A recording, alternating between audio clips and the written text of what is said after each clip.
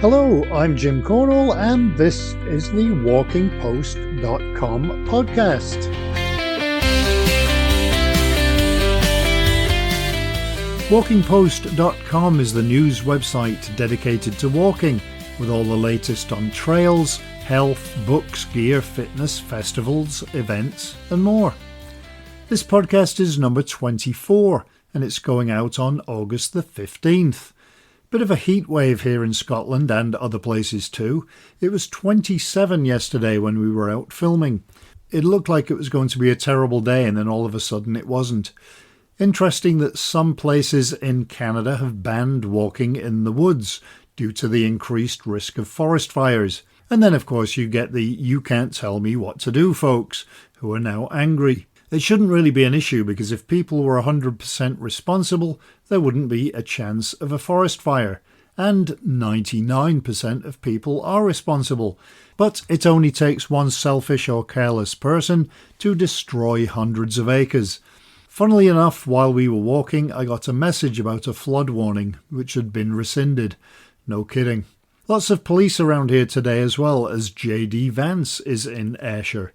During the week we went to Northern Ireland and did some walking there.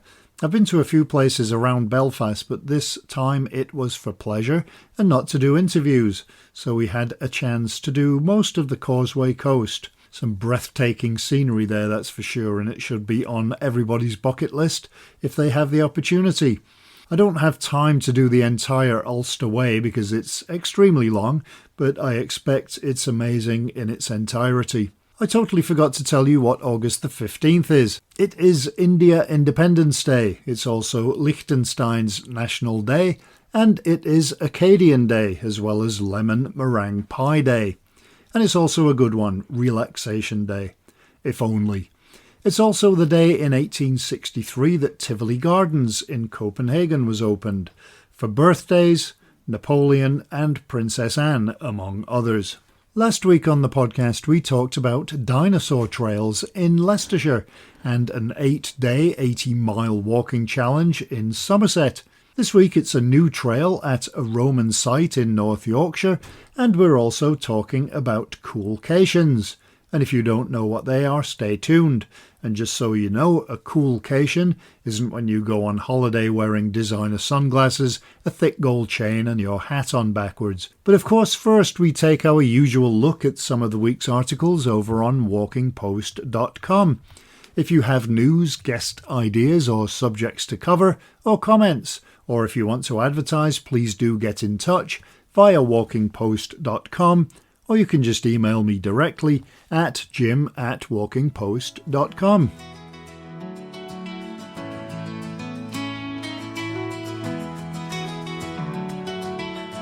Alright, let's go through some of the headlines of the news articles you may have missed that we had on walkingpost.com this past week. A new study says walking further and faster reduces the risk of heart attacks.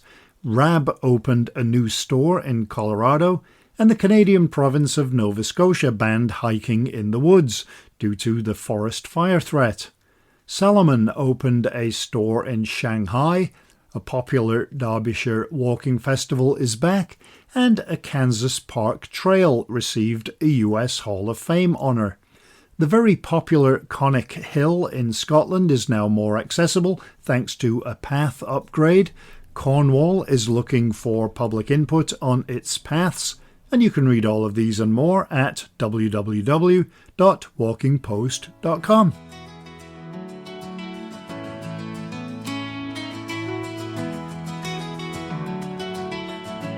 So that brings us to the first feature on this week's podcast. If you read the WalkingPost.com news site often, you may remember a couple of weeks ago an article about a new trail opening in North Yorkshire related to Romans. What have they ever done for us, I hear you ask? Well, they left some fascinating history for a start, and now there's the 1 mile Edge of Empire Trail at Cawthorn Roman Camps. To tell us more are Nick Mason, Archaeology Officer at the North York Moors National Park Authority, and Jacob Lawson, Conservation Officer also at the North York Moors National Park Authority. And other than my question, the first person you will hear from is Nick. So maybe to get things started then, I wonder if you could give us a bit of history about the Roman camps itself, kind of take us back 2,000 years. Yeah, sure. So Cawthorn Camps is the largest Roman site in the North York Moors. We believe it originates from around about 70 to 80 AD, so back in the first century. In short, the Romans crossed the River Humber and founded what is now the city of York in around about the year 71, is the general understanding. And then we think not long after that, they started heading north into what was Brigantes territory. The tribe at the time was known as the Brigantes, we think, in this area. And Cawthorn is on a line between what's now Malton and we think probably somewhere up on the coast. So they were probably operating out of Whitby as well, although there's not much direct archaeological evidence for Romans at Whitby. There is another smaller fort at Lease Rig, which is the hills above Goathland. And between Cawthorn and Goathland, we think there's a Roman road. A lot of people do call it a Roman road. The evidence for that is a bit all over the place. I think on reflection, it's likely to have been used by the Romans, but it was probably already there prior to them as well.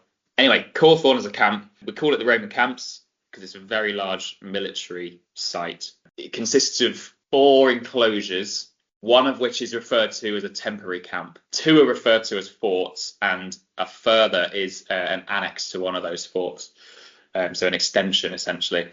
And the evidence at the moment points to them having all been built through a couple of different phases of activity between about 80 AD, as I say, and then up to around about 120 AD. So really a relatively short period of time. The finds peter out at about 120. There's nothing dated after that, but we don't know for sure that they're abandoned after that. And actually, I think it's likely that in dribs and drabs it was used after that. For a lot of the last century, it's been interpreted as a Roman training camp. So a place where legionaries were trained in the art of constructing forts. We don't think that's necessarily the case now. Some of the interpretations changed after excavations in 1999 and 2000. And we think they actually probably were supposed to be a bit more, they were solid, permanent structures. Some bits of it do remain a bit of a mystery, I have to say. And if you visit the site, you'll see this. There's one main fort, the western end, which is your stereotypical Roman fort. It's got 4 sides. It's got 4 corners. It's got 3 gates. It doesn't have a gate on the northern edge because there's a sheer drop down there. So it sits on a large cliff edge, essentially, and has a great view to the north, looking over some of the moors. So it's your classic military installation, really, defensive location. But immediately to the east of that, there's a very unusual fort, I think unique in certainly in England in its shape. It's shaped like a coffin, and it doesn't have that outlook. It's set back from the cliff edge, not a typical defensive location. And there's quite a few unanswered questions about that, which we'd like to get to the bottom of one day.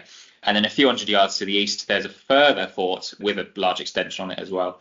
There must have been Romans in number there at some point. What they were doing is a good question. Whether it is simply somewhere to stop as you're marching between Malton and the Whitby area, or whether it's something built more as a serious military site to control the local tribes.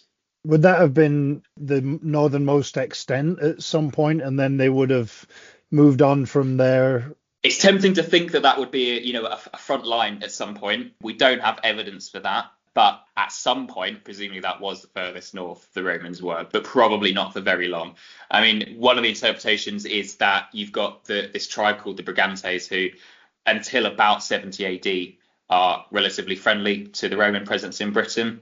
But then they essentially start rebelling, and that's why the Romans cross the River Humber and move to invade them and pacify the area. There is another tribe in east of Yorkshire called the Parisi, and it may also have been that those 2 tribes were fighting each other and the Romans were there as a kind of peacekeeping force, and so that's what Cawthorn represents initially. If you ask me, it's a seriously large site, but I think there must have been some good reason for it being there. What's its significance historically? Because we hear about Hadrian's Wall and we hear about some of the other major sites. How important is it? I suppose it's not as significant as Hadrian's Wall in the sense that Hadrian's Wall and the Antonine Wall further north are the furthest extents of the Roman Empire's control at those periods. But it's probably underappreciated when you compare it to other forts in Britain. It's been relatively understudied. And although there have been excavations, notably in the 1920s, the Yorkshire Archaeological Society did a number of excavations, and then again by as was English Heritage at the turn of the millennia.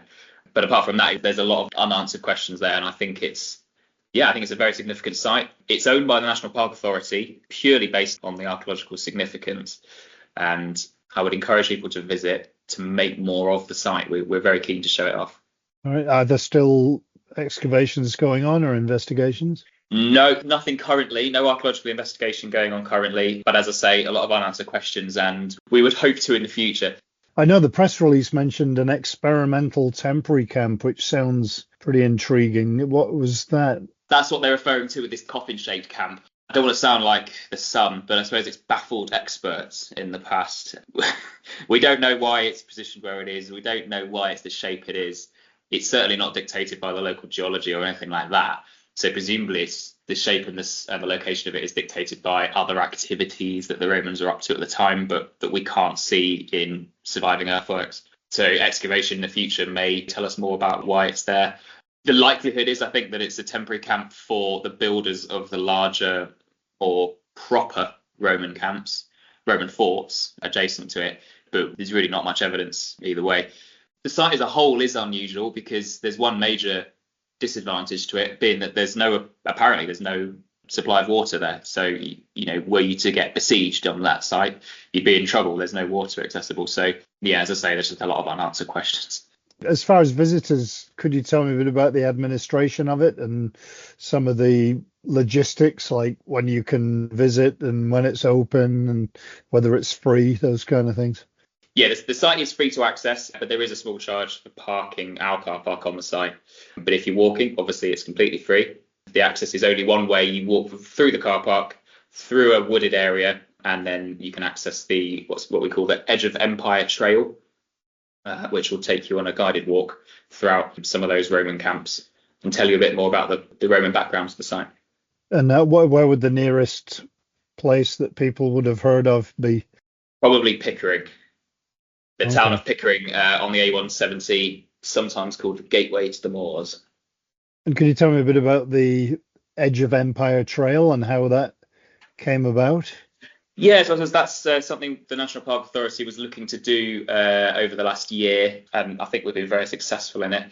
We wanted to update the interpretation and visitor experience at the camps because there was a guided trail, but you had to have a copy of a guidebook to follow that trail. And now a lot of that information in that guidebook is now on interpretation boards around the site and on maps positioned around the site. All of the fresh new design and including some of the new information that we got from those excavations at the turn of the millennia, alongside some new interpretive artwork. Do you do anything like QR codes and those things to websites or audio tours? Or there's a web page for the Edge of Empire Trail, which will describe it better than I've just done. I think links to a digital copy of the walk and other walks in the area, but we haven't used QR codes this time around, I don't think.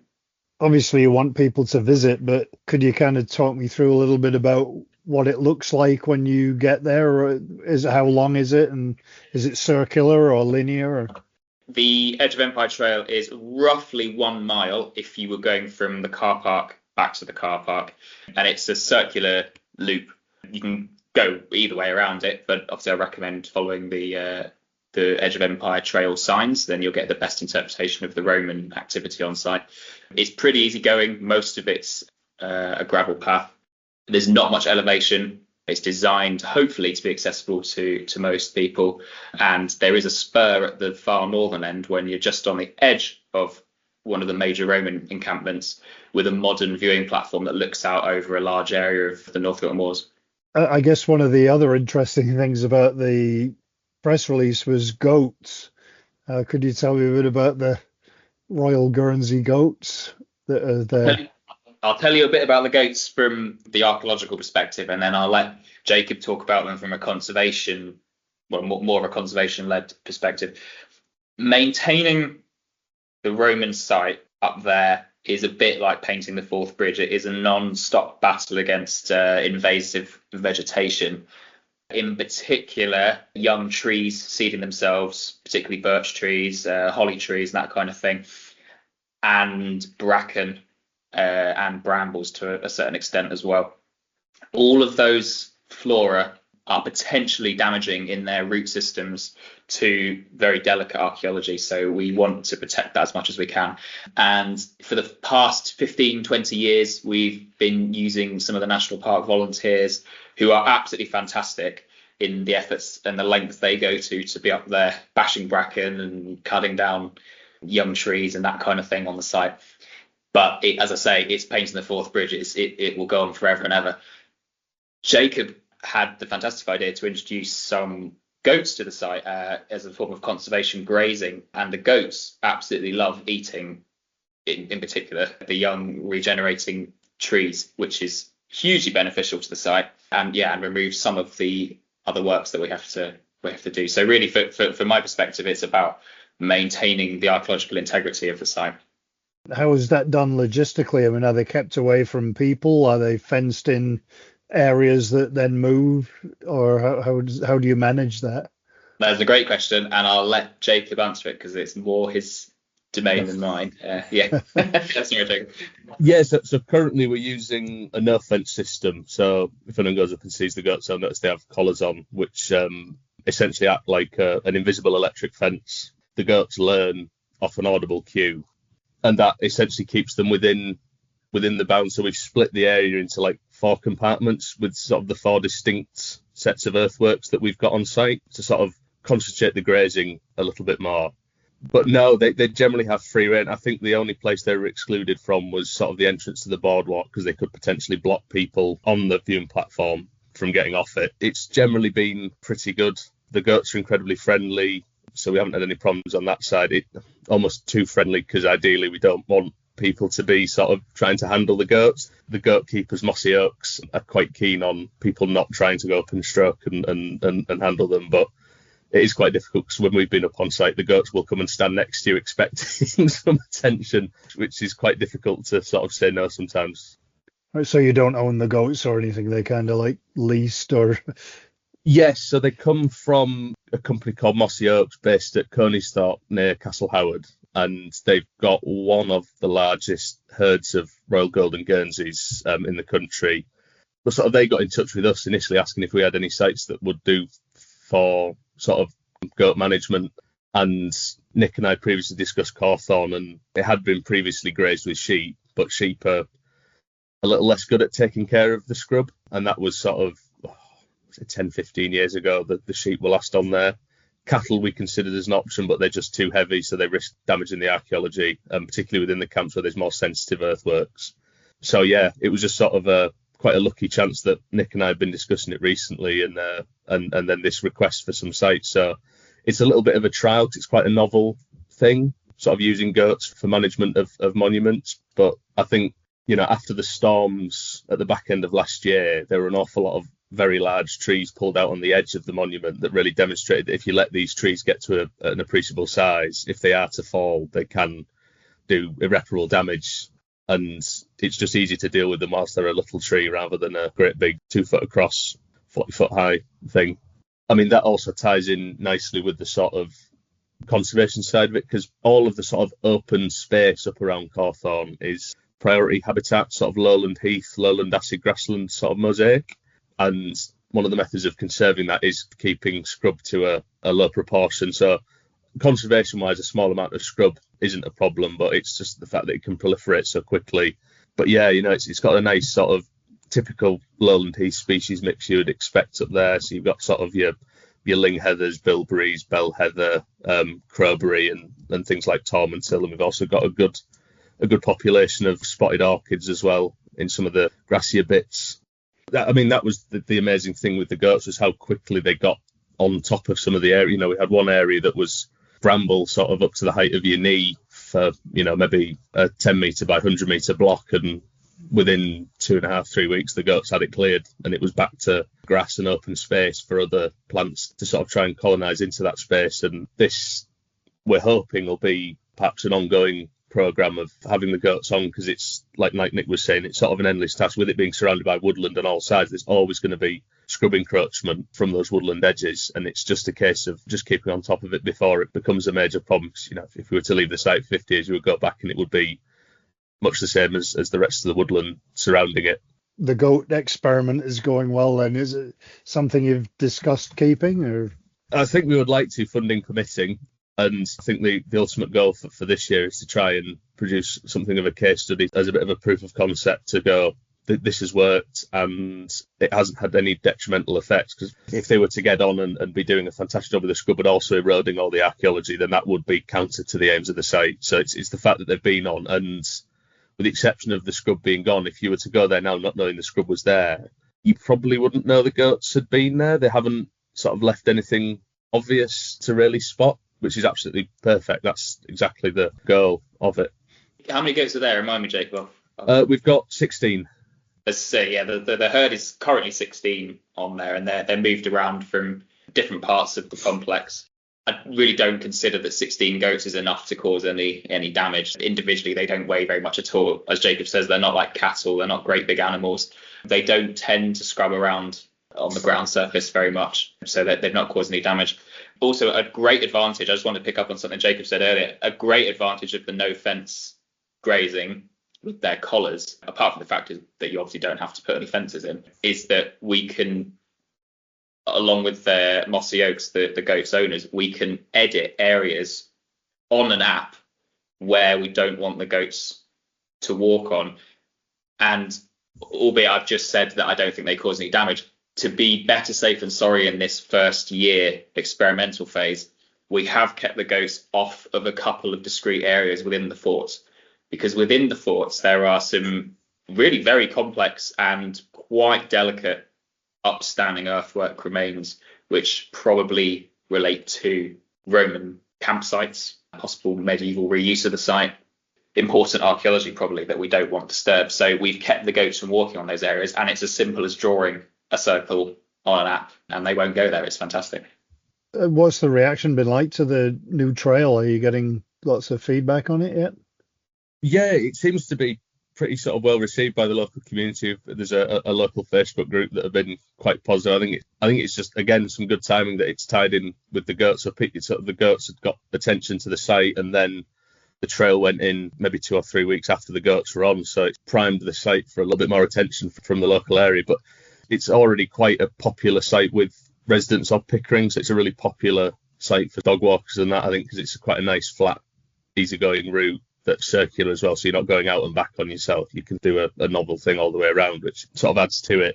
Visitors very welcome, but with there being goats on site, it is a dog-friendly site, but we ask people be responsible, dogs on leads at all times, please, particularly as they are on a no-fence system. They don't have a fenced area to be within. The goats are due to come off on the 15th of August. Okay. That's their last date for this year anyway. Hopefully, fingers crossed, we can get them back on.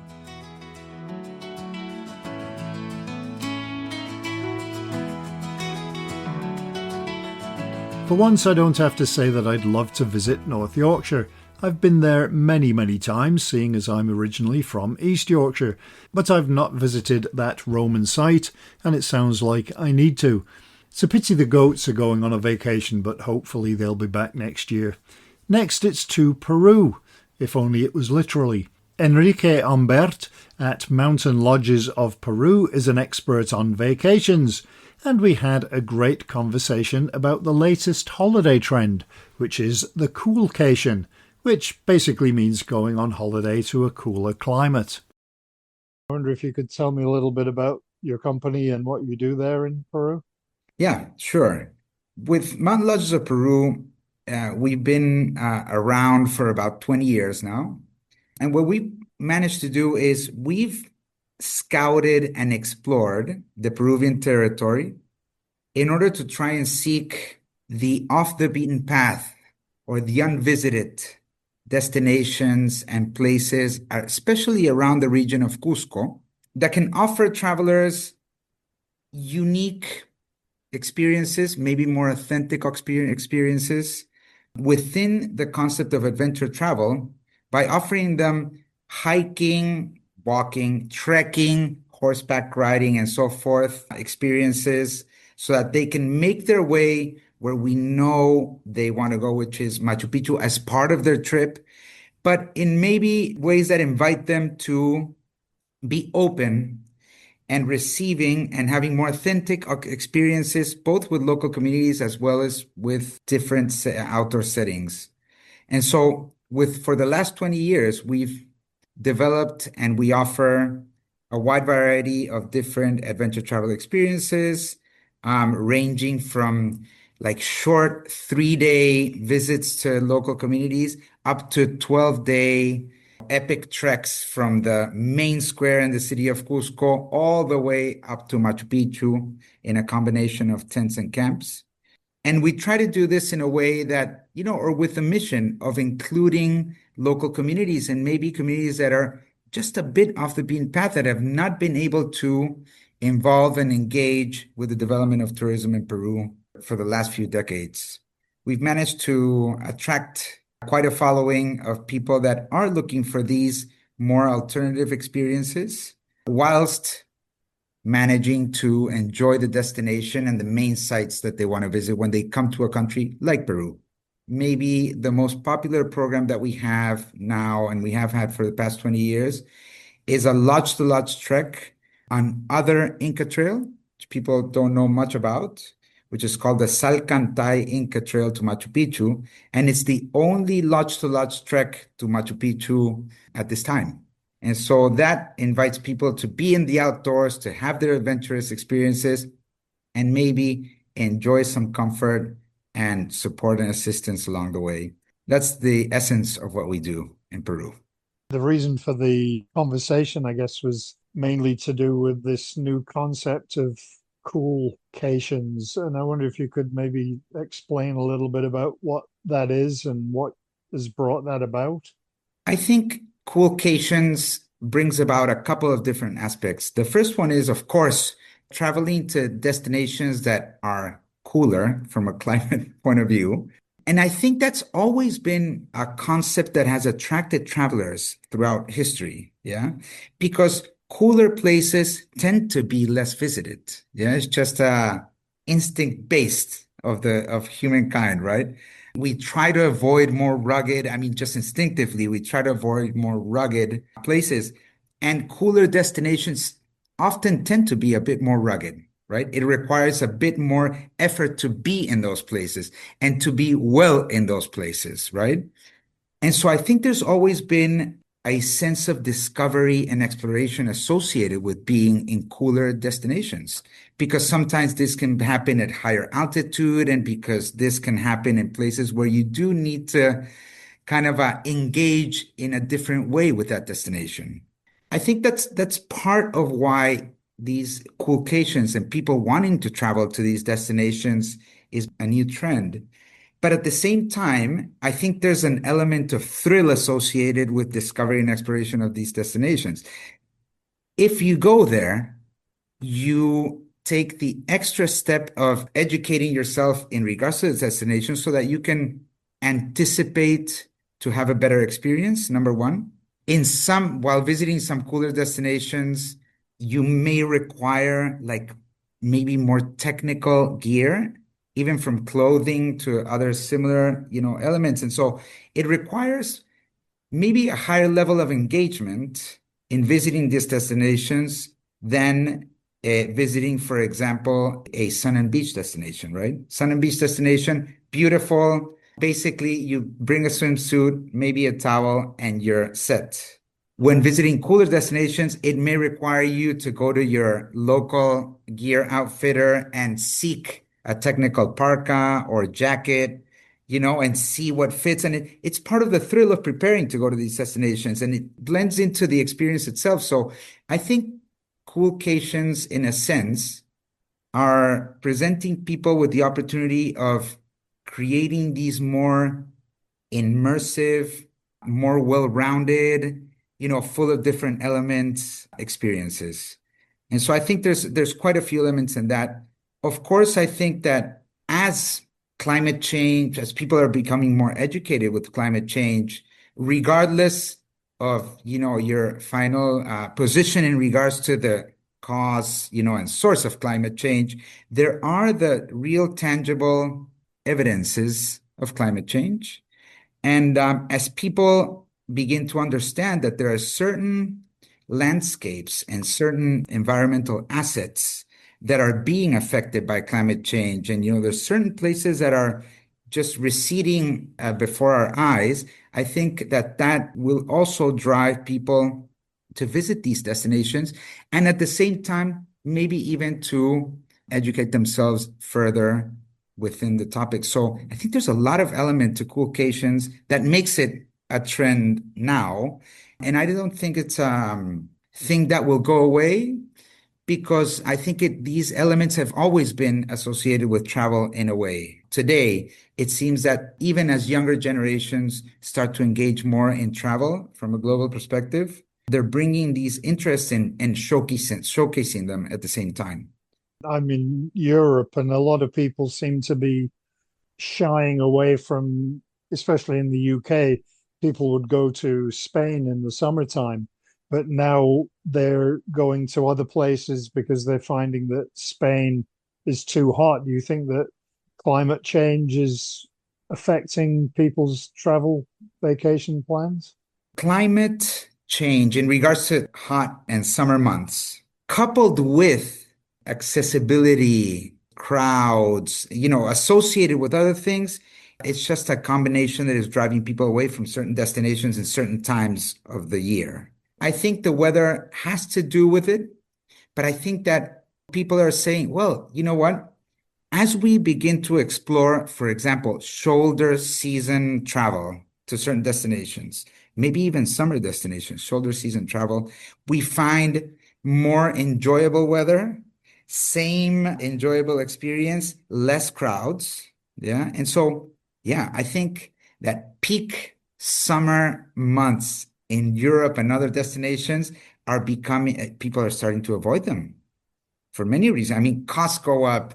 And if you add to that the weather is just changing in such a way that it does affect our travel experience, I think that's driving people to consider these Coolcations. I don't think it's one that will replace the other one definitively. I think people will seek to start combining their summer travel plans in creative ways. I see this happening globally, but I also see this happening with Peruvian travelers, yeah, traveling outbound. And I can see more and more families that are choosing, for example, out of the summer travel months, to spend maybe a week visiting the Chilean or Argentinian Patagonia, or even the region of Cusco within Peru, seeking to be in these alternative travel destinations in cooler climates. But then they'll combine it with maybe 5 days, and they will go to maybe a summer travel destination for a few days. And that's happening more and more.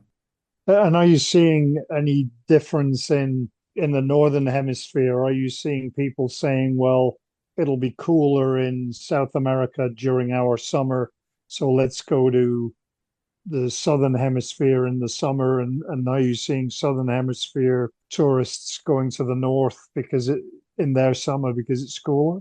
Yes. If we take particular travel markets like the US, for example, right? The US travelers traveling within the US during summer is maybe where all these issues that I've tried to describe are intensified and highlighted, right? Even if you decide to travel in the outdoors to the national parks and so forth, all these combinations of issues.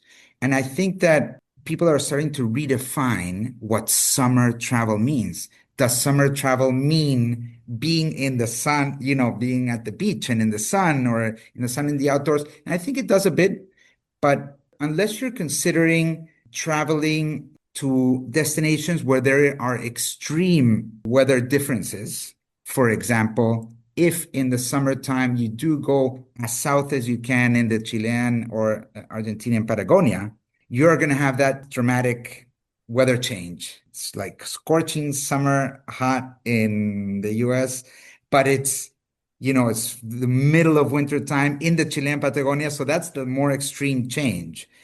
Otherwise, I mean, even if you travel during the summer, the Northern Hemisphere summer months, to places like Ecuador, Colombia, even certain parts of Peru and so forth, you're going to have more gradual weather changes to certain parts of Latin America. And so, yes, I do think that there are people that are saying, I'm going to switch my summer vibes with the sun and being outdoors with extreme weather change because I want to have that more unique experience. I'm going to go to the southern, most southern part of the Chilean Patagonia. And I think you may have people that are saying like we can still be in the outdoors, in the mountains, in not such an extreme cool climate, but we can be in a cooler environment and with less crowds and with all the enjoyable experiences of visiting a foreign country and maybe an exotic foreign country that you're not familiar with. And like famously within Latin America, the Brazilian travel market, the outbound Brazilian travel market, the Brazilian travelers, during their summer, it gets so hot that they do decide to travel to the Northern Hemisphere. And they famously, in their summer months, will escape the hot weather in Brazil, which people will be like, wait a second, Brazil is like, it's famous for that. And they will also escape and they will go, north and they will go to the US, which is a huge travel destination for them. But they've started to travel now in their summer months, in our summer months, also to like seeking snow and mountains in Europe, in France and in Italy and so forth. So I can see that happening both ways. Yeah, and I think obviously this is a walking podcast, and a lot of it relates to if you live, we used to live in Nevada, and you couldn't hike in the summer because it was too hot. So you would either go up into the mountains or you would find a state where instead of 46 degrees, it was only 28 or 30. We're starting to see, especially here in Europe, we're starting to see countries like Iceland, Sweden, Norway, they're advertising to a lot of these states and countries where, okay, if you want to go hiking, it's too hot, so come here and go hiking. So I'm wondering if there's a shift in the way that people are viewing going on an active vacation because they just can't do it in their own backyard, I guess. Maybe the thought of like high season, low season, peak season, low season, whatever. As the travel industry, I think globally continues to grow and people want to travel more, and there's more people wanting to travel, right? And this is as we see countries like India and China start to travel outbound more, this is going to become a larger place of global travelers. But yeah, I think that these notions that we have, maybe traditional notions that we have of peak season and low season, I think there may start to be redefined, right? Because, for example, here in Peru and in some other destinations, we do have in certain regions of Latin America, we have kind of a marked rain or rainy season. So maybe 3 to 4 months. In some countries and in some regions, it may be more months. But just the perception of what the experience and value of travelers is. And some people are starting to rename this as worldwide, just like the green travel season. Yes, rain is part of the green travel season. But then again, you have, high-tech gear, and it's so enjoyable. It's in fact, for the last 20 years that I've had the opportunity of traveling, worldwide. Whenever I've just encountered a destination in the low season or rain season, as long as you have the great gear and you're avoiding, whatever safety risks, of course. Um, but if you can manage that, then it's super enjoyable. I would even say it's more adventurous in a way. And so I think that may start to be redefined more globally. Do you think it's an opportunity for countries like the Scandinavian countries and Peru, Chile to kind of not reinvent themselves, but put themselves on the travel map instead of Rio, Florida? Yes. I mean, from my perspective, being in the adventure travel kind of side of the travel industry, one of the things that I think has marked a big shift within the travel industry in the last maybe 15 years or so is when traditional slash luxury travel has met with adventure travel. as the traditional and luxury travelers started to seek more authentic and unique experiences, they kind of encountered the world of adventure travel. And so now I think there is more willingness, more openness, and more familiarization with the concept of being adventurous and being in the outdoors, especially, and exploring like unique places and cultures and so forth. And so as travelers continue to be more open with these concepts, I think that places like the ones that you've mentioned have a great opportunity because that's exactly what we offer in the otherwise known traditionally as the low season or the cooler months or the wetter season or, the green. And so what you're offering travelers is a different type of experience instead of a experience that may be perceived as a lower value experience, which that was maybe in the traditional sense. These are amazing experiences, which offer maybe a more adventurous essence to them and a different, more unique view to certain places. So yeah, I mean, there may be a beautiful destination that from a landscape point of view is seen beautiful and you can take great pictures if it's sunny. But then again, experiencing that destination, if it's rainy/snowy or snowed in, may be a unique experience in itself. What are some of your favorite places to escape the heat and do some either adventuring, hiking, that kind of thing? My main hobbies, and this is since I was a kid, but I'm a skier, snowboarder since I was very young. So one of the things that I enjoy the most is trying to find, spots for skiing and snowboarding. So I try to escape that's my cool part of my Coolcation, I would say, to different places. But of course, hiking is another prime hobby of mine, as well as horseback riding and so forth. So I've had the opportunity of traveling because of my engagement with my business. And most of the places that I get to travel to associated with my travel business, we actually get to these places in the shoulder season mostly. And it's probably like the shoulder rainy season or it's a shoulder cooler season with snow and so forth. And I have to tell you, I've been in places like Barichara in Colombia, which is probably amazing in the summertime. It's probably too hot for me, for my taste.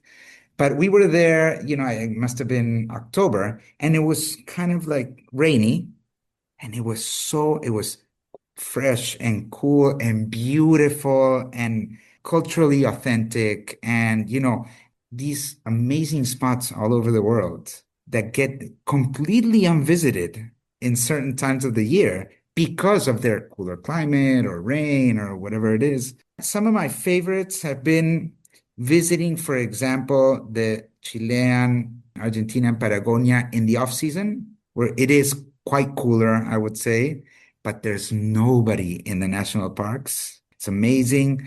I mean, fortunately, I do have good gear and tech gear, and tech clothing and so forth. So it's not an issue for me, but I found it like most enjoyable and I found it really adventurous. I found the same thing within Latin America in the Chapada Diamantina in Brazil. And I went in the rain season and it was amazing. It comes alive in a certain way instead of being arid and dry, which it normally is during the summer months.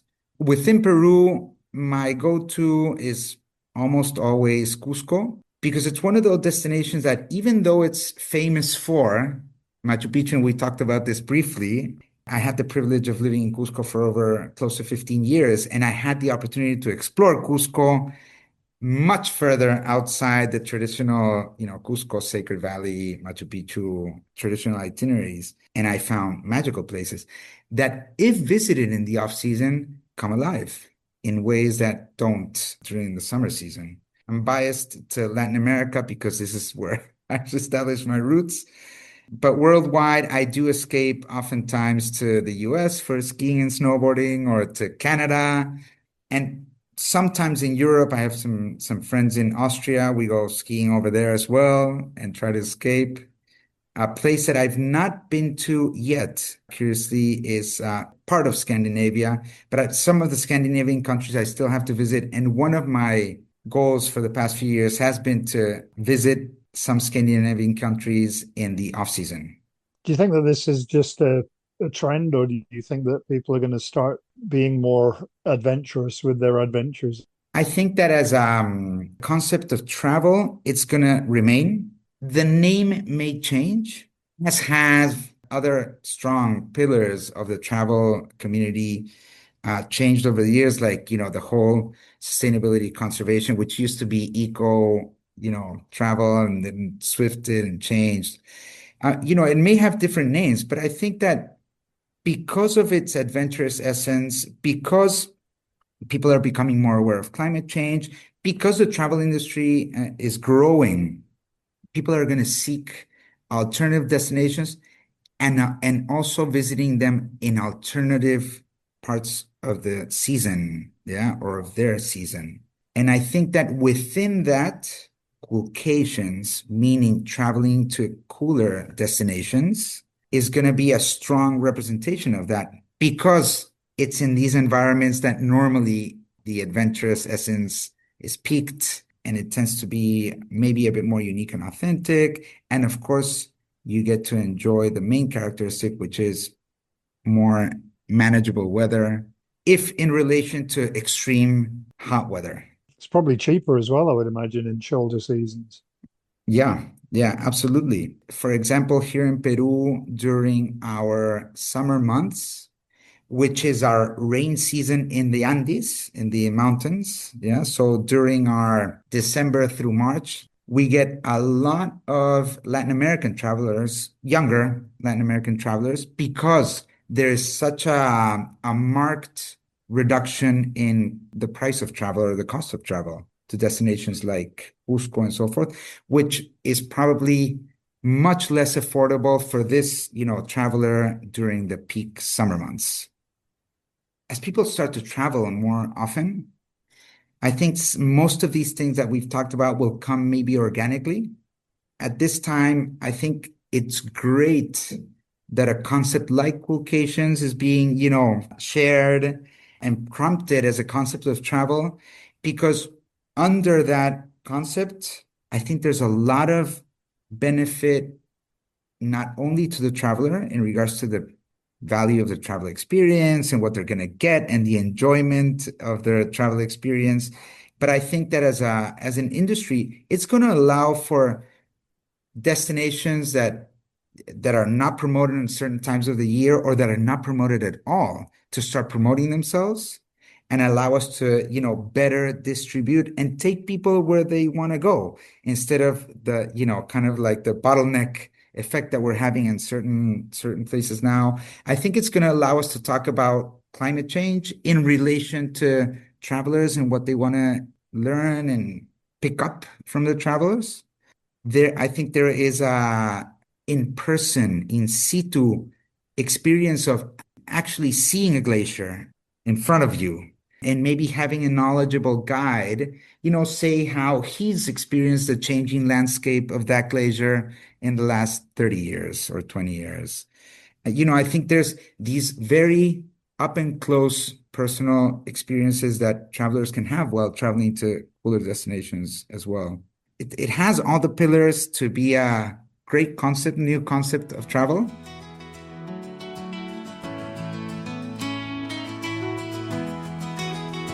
Sadly, South America is a continent I've not been to and would love to, regardless of the season. I was trying to think if Enrique is our furthest away guest, but then I remembered we did an interview in Hong Kong, so I'm not sure which one wins there. Probably Peru. Anyway, that's it for another podcast. If you have news or suggestions for podcast guests, please do get in touch via jim@walkingpost.com.